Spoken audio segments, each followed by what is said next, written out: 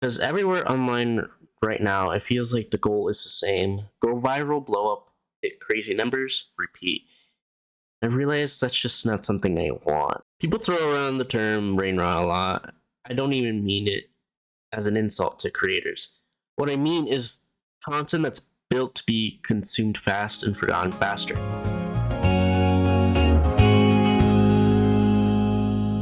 Yo, you guys, Mystery Smear, and welcome back to the GVSM show.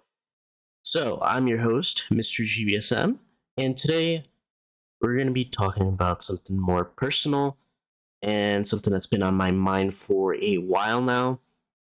And that's the idea of not chasing the spotlight. Because everywhere online right now, it feels like the goal is the same: go viral, blow up, hit crazy numbers, repeat. I realize that's just not something I want. If you spend any amount of time online, YouTube, Twitch, TikTok, etc., you see it constantly. Creators playing the same games, reacting to the same trends, doing the same exaggerated stuff.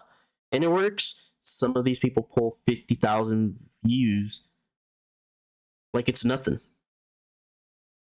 And I won't lie, there was a time where I looked at that and thought, man, should I be doing that? Because when you see numbers like that, your brain starts asking questions. Am I doing something wrong? Am I missing out? Or am I falling behind? But then I ask myself something way more important. Do I actually care about the content? Yeah, honest answer is no. People throw around the term brain rot a lot. I don't even mean it as an insult to creators. What I mean is content that's built to be consumed fast and forgotten faster. Games that are loud but empty, streams that never slow down, videos designed to keep your attention, not give you anything back. And again, that's not bad, it's just not me. I don't want to pretend I'm interested in something just because it's trending, because if I have to fake enthusiasm to get views, those views aren't really for me anyways. They're for the character I'd be playing. I see creators explode overnight. One game, one clip, or one trend. Suddenly, they're everywhere. And honestly, good for them. I mean that. But when I picture myself in that position, it doesn't feel exciting. It feels heavy. Because when growth happens that fast, you don't get time to breathe. You don't get time to figure out what you actually want. You just have to keep feeding the machine more content, bigger reactions, higher stakes. I don't want my life to feel like that. People treat attention like it's automatically a blessing, but attention comes with expectations. It comes with people deciding who you are, what you're allowed to say, what you're supposed to play. It comes with pressure to never change. Because the moment you do, people say you fell off. I value my privacy. I value being able to disappear for a bit. I value not feeling like my worth is tied to a number on a screen. I don't want to wake up every day thinking how to outperform yesterday. I've made peace with the idea that my growth might be slow, really slow, like 10 years slow, 20 years slow. And I'm okay with that because I want an audience that actually cares, not just people passing through. I want to build something that I'm proud of, even if it takes longer than everybody else. I'd rather have 100 people who genuinely connect with my work than 100,000 people who forget me the second I stop chasing trends.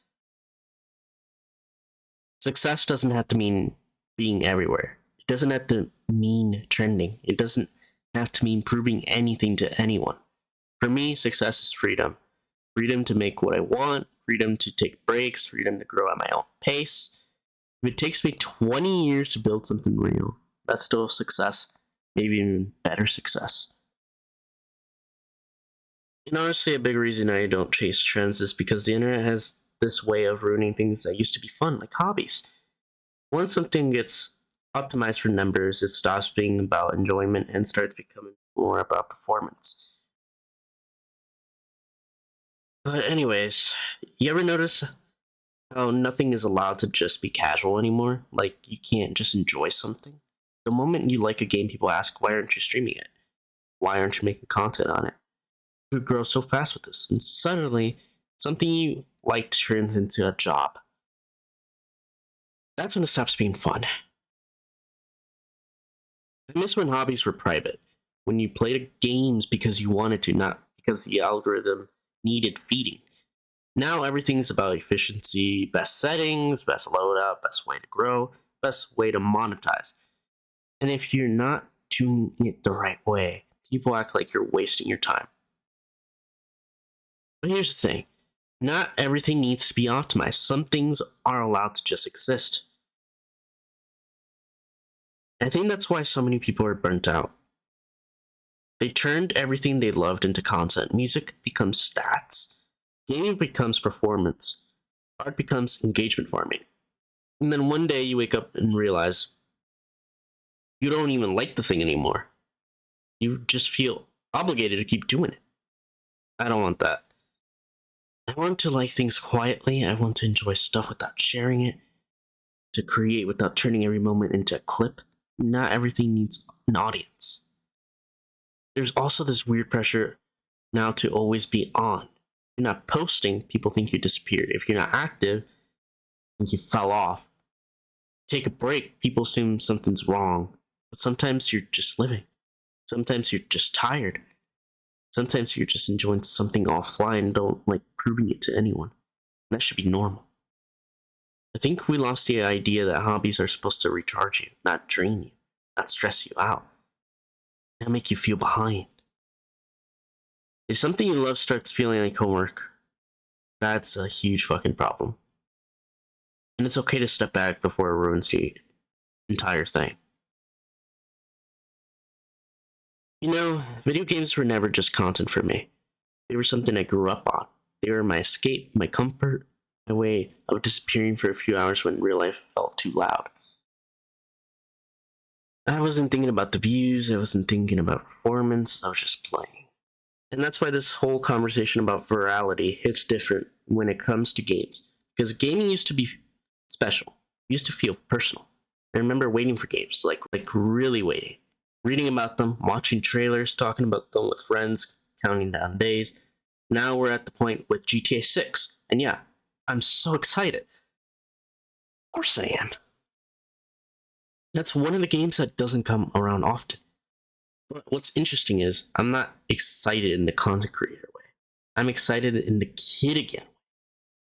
There was a point where I thought, okay, when GTA 6 drops, I'll come back to my original channel. I'll post videos. I'll make a whole thing out of it. And honestly, guys, I changed my mind. Because the moment I frame it as content, it stops being my experience. It turns into, what should I upload first? What gets clicks? What's the best title? What's the best thumbnail?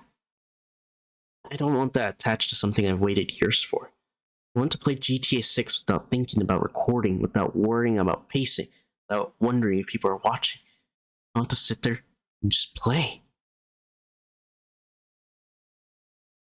That feels so rare now. I don't want to lose it.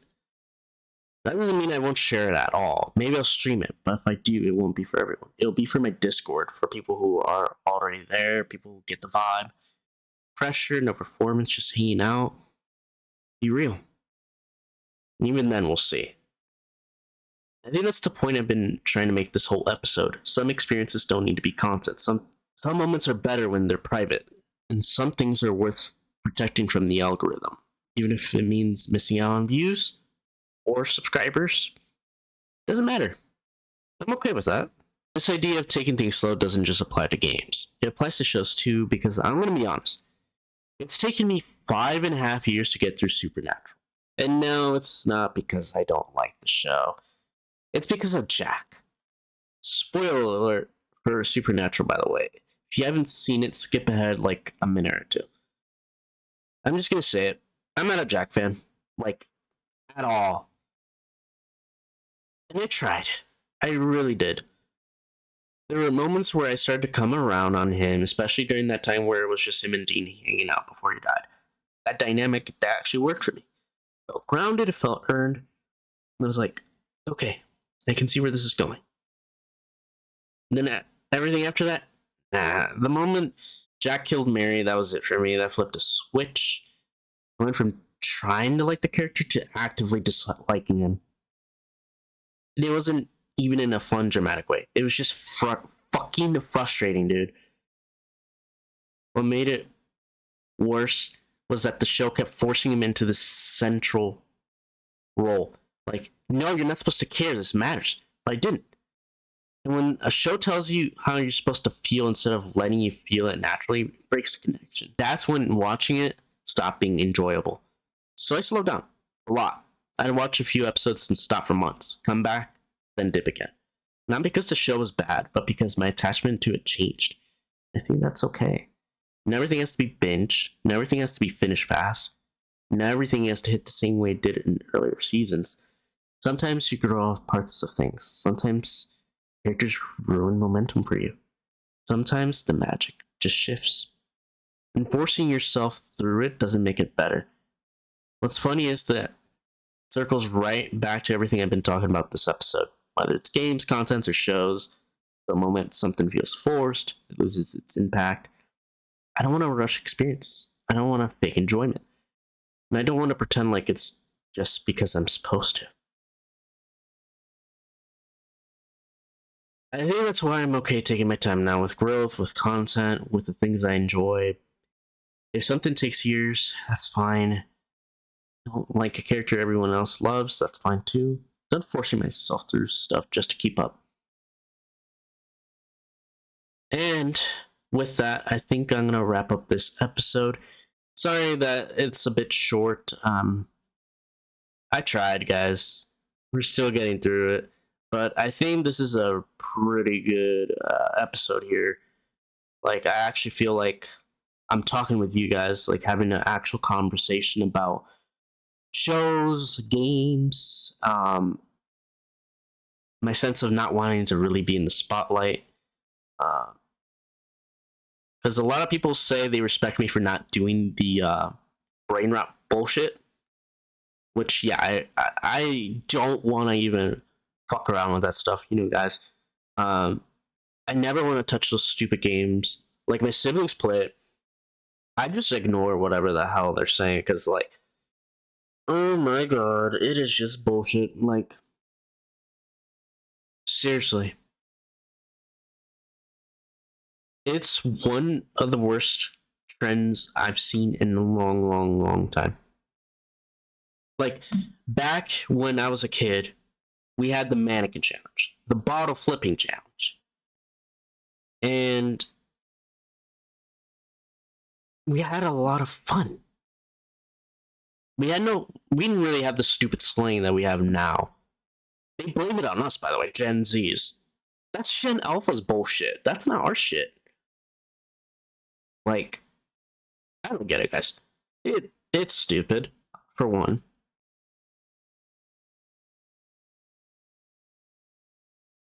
And I just don't get why people even like any of this stuff, but it is what it is. Hopefully we get more better games in the future, because it's getting really dry out there. It's getting really hard for me to even find videos I can record every single day. Like, I just hope 2026 is good. But yeah, guys, that is going to wrap up episode 3. Thank you all so much for watching. I hope to have guests in the future. And hopefully the episodes get 10 times longer with friends and stuff in them. And until next month, guys, thank you all so much for watching. I've been your host, Mr. GVSM, and I'm signing off. Bye.